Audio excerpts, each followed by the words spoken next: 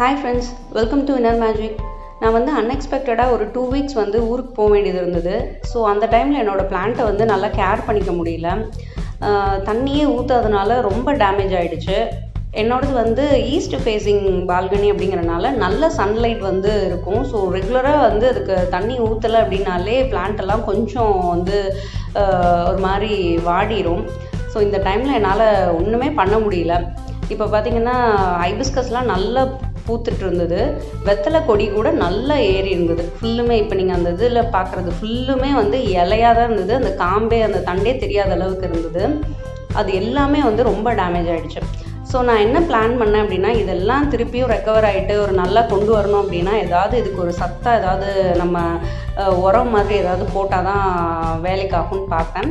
So நான் என்னால் அன்னைக்கு மார்னிங் என்ன செய்ய முடியும் அப்படிங்கிறத நான் சிம்பிளாக போட்டிருக்கேன். நீங்கள் பாருங்கள், உங்கள் வீட் கார்டனில் கூட யூஸ் பண்ணுங்கள். இப்போ நம்ம வீட்டில் இருக்க பாலில் ஒரு 1/4 கப் எடுத்துக்கோங்க. அதில் 750 ml 1 லிட்டர் வரைக்கும் வாட்டர் நம்ம ஆட் பண்ணிக்கலாம். இதை நீங்கள் ரூட்டில் எல்லா பிளான்ட்லேயும் தெளித்து விட்டிங்கன்னா இதுவே ஒரு நல்ல சத்து. நீங்கள் எதுவும் தனியாக வாங்கணும் அப்படின்லாம் கிடையாது. நம்ம வீட்டில் இருக்க பாலே யூஸ் பண்ணலாம். பட் அளவாக யூஸ் பண்ணிக்கோங்க, டெய்லி யூஸ் பண்ணக்கூடாது. நெக்ஸ்ட் பார்த்திங்கன்னா பனானா நம்ம இன்டேக் பண்ணுவோம். அதில் எவ்வளோ சத்து இருக்கோ அதே அளவுக்கு சத்து தோல்லையும் இருக்குது.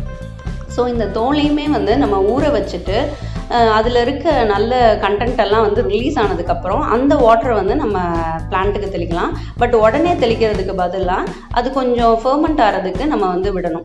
இதை நல்லா கட் பண்ணிக்கோங்க. கட் பண்ணிவிட்டு ஒரு 1 டே அந்தளவுக்கு நீங்கள் அதை சோக் பண்ணிவிட்டு வைக்கலாம். ஸ்மெல்லெல்லாம் ஒன்றும் வராது. 1 டே நீங்கள் அப்படியே வச்சுருங்க. தண்ணி ஊற்றிட்டு 1 டே வச்சுருங்க. ஆனால் மோர் தென் 1 டே போச்சுன்னா அதில் ஒரு ஒயிட் கலரில் ஃபங்கஸ் எல்லாம் வர ஆரம்பிச்சிடும். ஸோ 1 டே போதும். அந்த டைமில் இதை நீங்கள் ரூட்டில் எல்லா பிளான்ட்லேயுமே தெளிக்கலாம். அது ரூட்டை ஸ்ட்ரென்தன் பண்ணிவிட்டு பிளான்ட் க்ரோத்துக்கு ஹெல்ப் பண்ணும். இது பனானாவோட டானிக்கு. நெக்ஸ்ட் பார்த்திங்கன்னா, அன்றைக்கி எங்கள் வீட்டில் பொட்டேட்டோ பொரியல் பண்ணலாம் அப்படின்னு சொல்லிட்டு பிளான் பண்ணியிருந்தேன். ஸோ இதோட தோலை கூட நம்ம யூஸ் பண்ணலாம். பொட்டேட்டோ தோலில் பொட்டாசியம் சத்து ரொம்ப அதிகமாக இருக்குது. அது ரூட்டோட க்ரோத்துக்கும் பிளான்ட்டோட க்ரோத்துக்கும் ரொம்ப ரொம்ப ஹெல்ப் பண்ணும். ஸோ எப்போ நீங்கள் பொட்டேட்டோ இந்த மாதிரி வேறு எந்த வெஜிடபிள்னா கூட நீங்கள் யூஸ் பண்ணிக்கலாம். அதோட பீல் பண்ண அந்த இதை வச்சுட்டு வாட்டர் ஊற்றிக்கோங்க. இதை டக்குன்னு ஊற்றுனீங்கன்னு விட ஃபெர்மெண்ட் ஆக விட்டு ஒரு 2 டேஸ் அளவுக்கு நீங்கள் ரெஸ்ட் பண்ணிவிட்டு ஊற்றுனீங்கன்னா நல்லா எஃபெக்ட் இருக்கும். ப்ளஸ் பொட்டேட்டோ நம்ம கட் பண்ணும்போது வாட்டரில் போட்டு தான் கட் பண்ணுவோம். ஏன்னா அதோட கலர் சேஞ்ச் ஆயிரும்னு சொல்லிட்டு அந்த வாட்டரை கூட நீங்கள் இதை சோக் பண்ணுறதுக்கு யூஸ் பண்ணிக்கலாம். பொட்டேட்டோ மட்டும் கிடையாது, எந்த வெஜிடபிளில் கழுவுறீங்க இல்லை நறுக்கிறதுக்கு யூஸ் பண்ணுறது அந்த வாட்டரை கூட நம்ம யூஸ் பண்ணிக்கலாம். ஆனால் இது ஒரு 2 டேஸ் ஃபெர்மெண்ட் ஆக வைங்க. இது ரொம்ப ஹைலி கான்சன்ட்ரேட்டடாக இருக்கும். ஸோ வாட்டர் மிக்ஸ் பண்ணிவிட்டு தெளிச்சுக்கணும். நெக்ஸ்ட் பார்த்திங்கன்னா, நம்ம வீட்டில் எப்போயுமே சாதம் வடிப்போம் இல்லையா, அந்த ரைஸை எடுக்கும்போது அந்த வாட்டரை கூட யூஸ் பண்ணலாம். அந்த வாட்டர் நம்ம ஜென்ரலாக ரசத்துக்கு, சாம்பார் செய்கிறதுக்கு, அந்த புளியெல்லாம் கரைக்கிறதுக்கு அதுக்கெல்லாம் யூஸ் பண்ணலாம். ரொம்ப சத்து அதில் இருக்குது. விட்டமின் பி அதில் இருக்கும். ஸோ அதை கூட நம்ம யூஸ் பண்ணிக்கலாம். இப்போ நான் பிளான்ட்டுக்கு பண்ணுறனால நான் ஃபஸ்ட்டு வாட்டரே எடுத்துக்கிறேன். நல்லா கிளஞ்சிட்டு ஒரு 1 hour சோக் பண்ணுங்கள். அப்போ தான் அதோட நியூட்ரிஷன்லாம் வெளியில் வரும். ஸோ அந்த டைமில் நம்ம அப்படியே தெளிக்கலாம். இப்போயே பார்த்திங்கன்னா லைட்டாக அது ஒயிட் கலரில் ஆகிருக்கும். இது 1 hour சோக் ஆகும்போது இன்னும் அந்த வாட்டர் ஒரு பால் கலருக்கு வரும். நல்லா நீங்கள் கிளஞ்சிட்டு அதை போடுங்க. நெக்ஸ்ட் பார்த்திங்கன்னா, எல்லார் வீட்லேயும் டீ போடுவோம் இல்லையா, அந்த டீ டிகாஷன் வேஸ்ட் பண்ணுவோம். அதை அப்படியே நம்ம பிளான்ட்டுக்கு போடலாம். நீங்கள் அப்படியே சில பேர்லாம் டீ டஸ்ட்டை அப்படியே போடுவாங்க. அப்படி போட்டிங்கன்னா ரூட் ப்ரீத் பண்ண முடியாத அளவுக்கு சாயில் அப்படியே ஒட்டிக்கும். அந்த மாதிரி போடக்கூடாது. வாட்டரில் சோக் பண்ணிவிட்டு போட்டிங்கன்னா ரொம்ப எஃபெக்டிவாக இருக்கும். மார்னிங் போடுற டீக்கு நீங்கள் ஈவினிங் அதை சோக்டு வாட்டரை போடலாம்.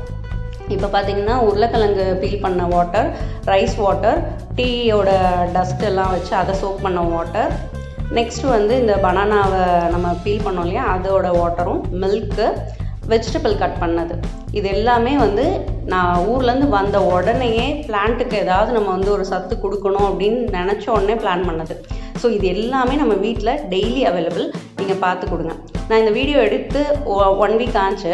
ஸோ 1 வீக் கழித்து பாருங்கள், நான் டெய்லியும் நான் சொல்லியிருந்த எல்லாத்தையும் என் பிளான்ட்டுக்கு டெய்லியும் கொடுத்துட்ருந்தேன்.